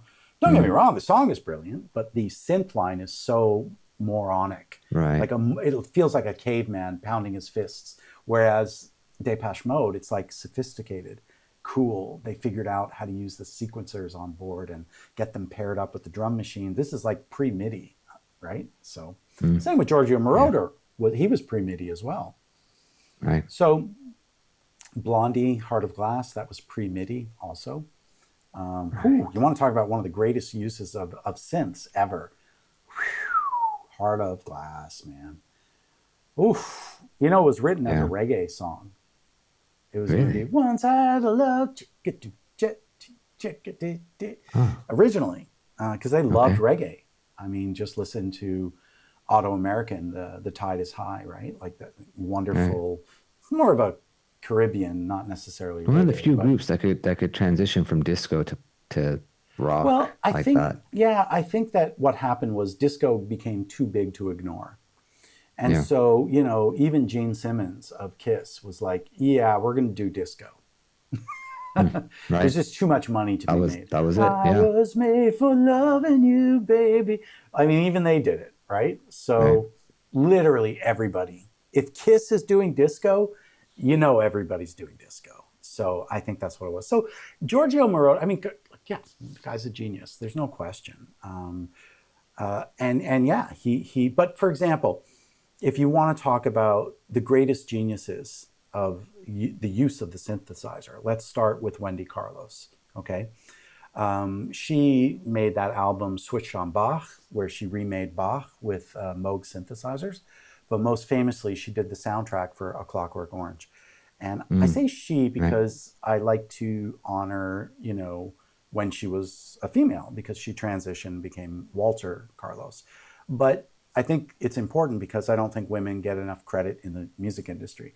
So, which is why I'm referring to her as Wendy Carlos. And I hope I'm not upsetting anyone. When she wrote those Well, songs, she yeah. did it as Wendy, so we As have to. yeah, yeah, Yeah, right. she was Wendy then. So sorry, but you know I'm going to call her Wendy. But also just because, yeah, women do not get enough credit for being pioneers in the music space, right? And she wrote the soundtrack for A Clockwork Orange, which is a masterpiece of cinema.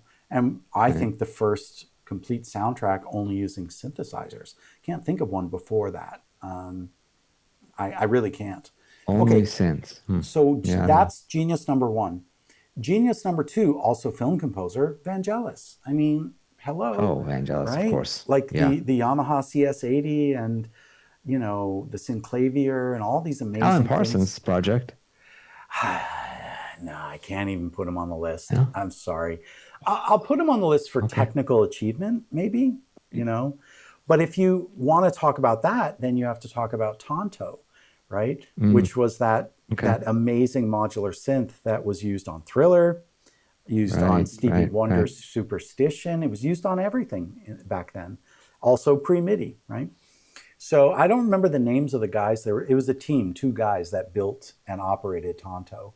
Um, I can't remember their names, but anyway, one of them has a YouTube channel actually, and he talks about, Mm, you know, kind of like, yeah, and I had to sit here for literally 7.5, 8 minutes, just literally playing the same synth line over and over without ever stopping, and my wrist hurt after. So there's some really funny jeez. videos on there. So greatest geniuses in Tangerine synth Dream. world.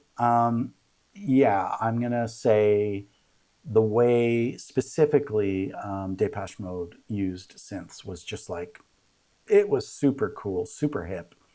New Order, but I don't think they did as much. They just sort of had that one hit, Blue Monday. which is amazing. Don't get me wrong. Um, you can also throw in Tears for Fears in that group for the British synth pop. Um, Vangelis, yeah, Wendy Carlos. I don't know. Kiwi brought up Tangerine Dream. Also, I think I put it in the same Parsons Project Alan category. Parsons. I do. Yeah, they were, yeah, don't get me wrong. Great, great stuff. But what do we really remember? You know, I mean, Hans Zimmer started out as a synth guy. Yeah, Jasmine, that's true. I of would say course, Hans with the Zimmer, Buggles, right? right? Yeah. He's Radio actually killed the in super he's the in the video video. killed the Yeah, radio video killed the star. radio star. Yeah, he's in the video, Yeah. actually. Correct. He did start out as a synth guy. But I wouldn't call him a genius of music synthesis. I just wouldn't do that. Right. I would call him a Would you put genius of. Giorgio and Hans in the same category then? Absolute professionals. No, because Giorgio was a hit maker and Hans Zimmer was a film composer or is a film composer. Well, So, Giorgio did Scarface. Giorgio did Flashdance. He but that's did, not what we were really. He was a but hit that's not. maker. But that's not Listen, his. Yeah. let's be Even real. there, he had Let pop hits in his let's soundtracks. let's be real. People only Right. went and saw Flashdance because they heard the song Maniac on the radio. Right. That's the only reason they saw the Right. movie, and for no other reason. So that's why I'm saying he's a hit maker. He's not a film composer. It doesn't matter if he did Scarface. Again, like we wouldn't call Hans Zimmer an instrumental part of the success of the Buggles. It's all 100% because of Trevor Horn, right? He's the genius behind the Buggles. He's singular, the genius that then went on to produce Frankie Goes to Hollywood. He did one of the greatest songs ever recorded, which is Owner of a Lonely Heart by Yes. I mean, that's just one of the greatest, Yeah. most beautifully recorded singles of all time. And that's out of the mind of Trevor Horn. I wouldn't call him a genius of the synthesizer, though. I call him a genius producer because he was Right. probably the most iconic hit maker, in the 80s. Because he produced so many different artists, whereas Peter Gabriel only produced himself and the occasional Phil Collins album, So in terms of geniuses like Paradigm Shift, Vangelis, Wendy Carlos, and Hans Zimmer, those are the three. You can never remove them from cinema, synthesis in cinema. Let's go with Britpop synthesis, Depeche Mode / New Order, because they sound very similar and overlap and also had guitars in the band, / Tears for Fears, which musically was completely different. And I think they were like Tears for Fears were like the Beatles, and Depeche Mode is like the Rolling Stones, in terms of levels of talent. Like the Beatles are infinitely more talented than just Paul McCartney is more talented than every Rolling Stone combined. I'm so sorry for those Stones lovers out there. I am, but that's how it is. So Tears for Fears. I mean, you had a lot of bubblegum pop, Culture Club and stuff. You know who we're forgetting? Thomas Dolby, another genius. But he was a one-hit wonder, but he was still a synth genius. He had that She Blinded Me with Science. And then, on the American side, don't forget Eurythmics. Oh, how could I forget Eurythmics? Oh my God, right? Like they're probably at the top, actually. I gotta dethrone Depeche Mode, but still, Depeche Mode had the way they used synths was cooler. Eurythmics, Yeah, I think so too. Because even in the video for Sweet Dreams, and you see what is his name? Dave Smith, the main guy behind you. I forgot his name. Anyway, Couldn't tell you. Yeah. when you hear the cello solo that he's playing on like a synth, like on a JX3P or whatever he played it on, in the video, he's playing a real cello. So in other words, he sort of just thought like, I just need all these instruments because I can't play them all. If this sounds close enough to a cello, I'll use it. But let's focus on writing good songs, which I respect. Mm-hmm. So I consider Eurythmics greater songwriters than synth pioneers, let's say. They just more used synths in their sort of overall aesthetic. But on the American side, yeah, I'm gonna go in terms of like, I'm gonna just say Tonto. I'm calling it with Tonto. Like that's it, just Tonto. If you don't know Tonto, look it up. Right. But all you got to say is Stevie Wonder, Michael Jackson. That's it. And Yeah. they were on some of the top hits, including, Thriller. I mean, you name it, you would hear Tonto. Very superstitious. That's a clavinet with Tonto. It's both. Actually, a lot of Right. people don't know that, but it's both a clavinet and Tonto on probably Stevie Wonder's greatest song. I would say Superstition is my favorite of all of his songs. You know. Anyway, I think we're sort of getting to that time where we should be Yeah. wrapping things up. I'm exhausted. Had a long day also. Guys, you know what? I was so worried that no one was going to come back after the double absence. Thank you all for coming, by the way. Right. Hot take on Jump. Yeah, well, it's true. Come on, man. That's bullshit. Sorry. I just don't like it. What else? Did I miss anything else?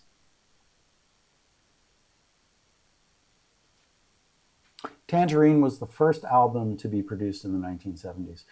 Um, I don't know about that because as far as I recall, it's the Wendy Carlos switched on Bach. Wasn't she like the first to kind of sort of make the synth a thing? I don't know. I could be wrong. Maybe in the UK. I don't know because she was UK based as far as I recall. Anyway, I don't know the history on that. It might be true. Before Clockwork Orange. Okay, fair. That's fair. Somebody Google switched on Bach and tell me when did that record come out. I'm very curious now. While I go through the rest of the comments, Yotsu Koshiru. 1968. I was right. I was right. You don't fuck with the David Logan. I was right. Don't fuck with me, guys. Do not fuck with me. You will perish in the flames. Anyway, I'm joking. But I guess what I remember is that switch on Bach. There was like the world before that record and the world after that record, right? And so that record literally changed a lot. She was the first one to go out and say, hey, the synthesizer is a real musical instrument and we can make real music on it. Look, I'm going to remake Bach using a Moog. And she did. And it was brilliant, brilliant. And that started a trend where people then started remaking Bach in different styles. And like, there Hmm. was this vocal jazz combo and they did, a cappella jazz and just started this whole thing of like reimagining Bach. It was incredible. I remember that record growing up. You remember I was born in 69, right? Like 1 year later, I came along. And I remember that was in my mother's record collection. And I remember pulling it out one day. What is this? You know, I thought it was weird, but anyway. The British did introduce electronic music in TV too. I mean, I got to give it all to the British. The British are really responsible for making the synth, mainstream. I mean, just Duran Duran, anyone, right? Like, like it's just the list. It's an endless list in the UK.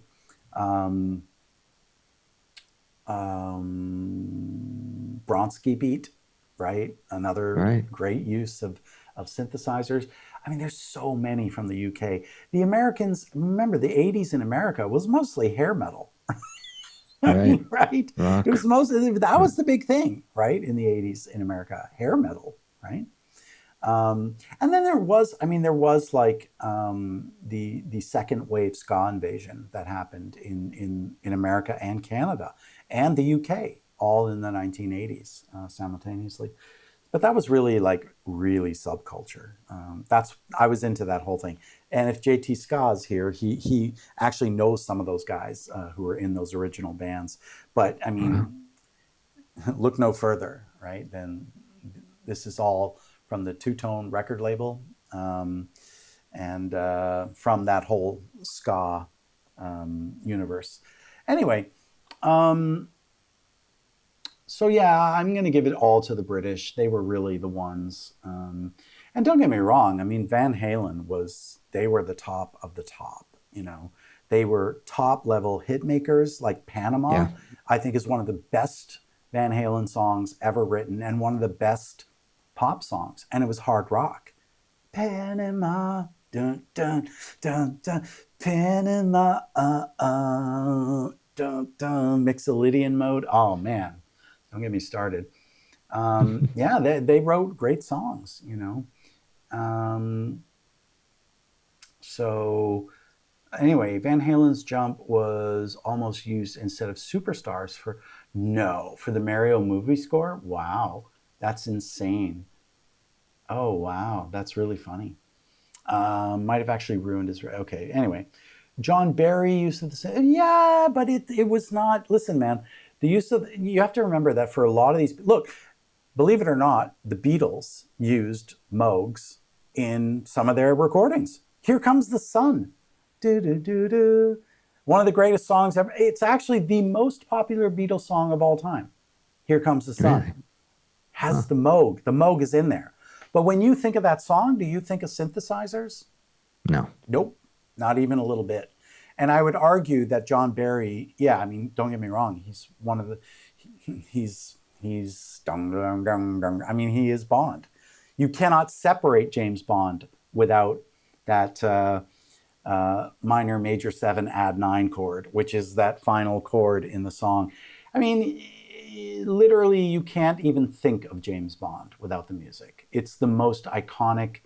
Like if you had to say what are the top 10 most iconic pieces of music ever in film, I would put that in the top 5 in terms of Easy. how a Yeah. piece of music could make a franchise. Star Wars is an obvious that's not even up for debate. It's at the top, you know. Uh, I can't name the composer. Mission We Impossible. should have whole new series about this. This is just such Right. an amazing conversation, no? It's such Yeah. a great conversation, and like ranking everything, you know, like the most important pieces of film music that cemented the icon, and then we can clarify like underscore versus songs, right? Right.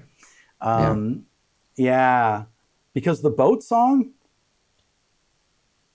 Titanic, um, was written as a song. It was a stand. I call it the boat song. um, James Newton Howard, I believe, was the composer, or was it James Horner? I can't. I don't care. Anyway, one of those two composers did the boat song, and they wrote it when they were 17 years old. I remember that much about it, thinking, "What?" And it became, I would have to argue, the greatest ballad in all of music history slash film history.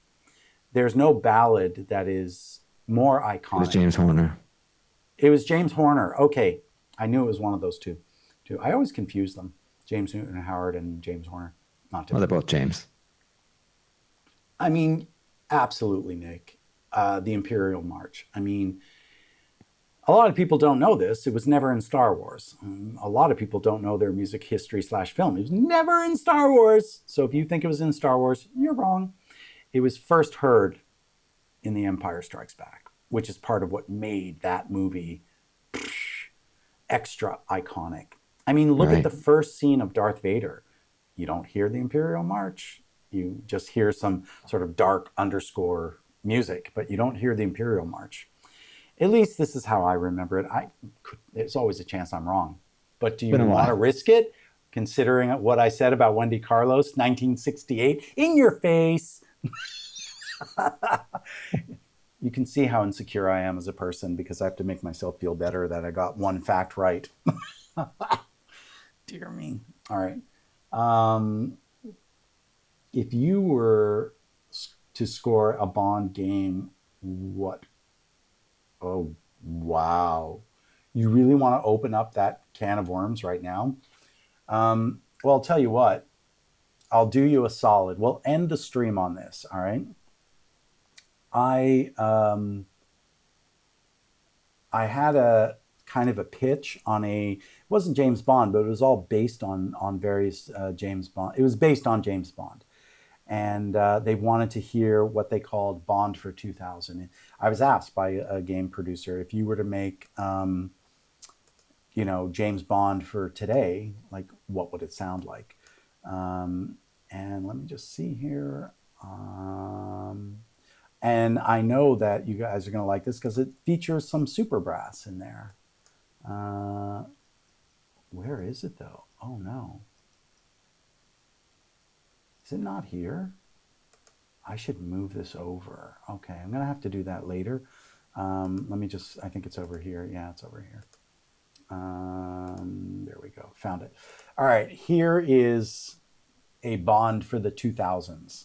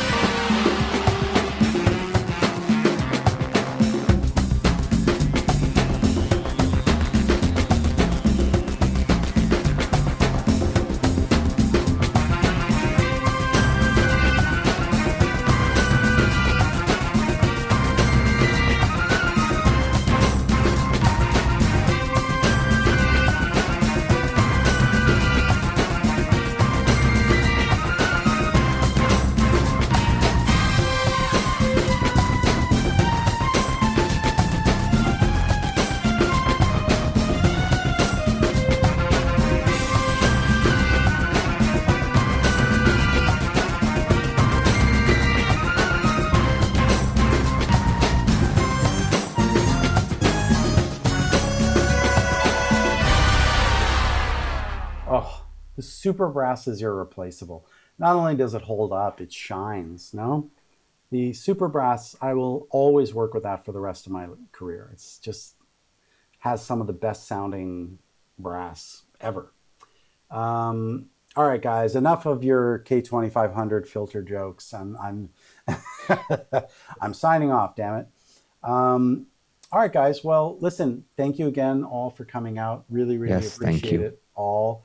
Really, really nice to be back, and thank you guys for being so patient. Thanks to everybody. Thanks to Bobby. And I guess, yeah, we will end it as we always do. I think the purpose of life is to find some purpose in life. And I think the meaning of life is to find some meaning in life. Thank you again, guys. Take care. And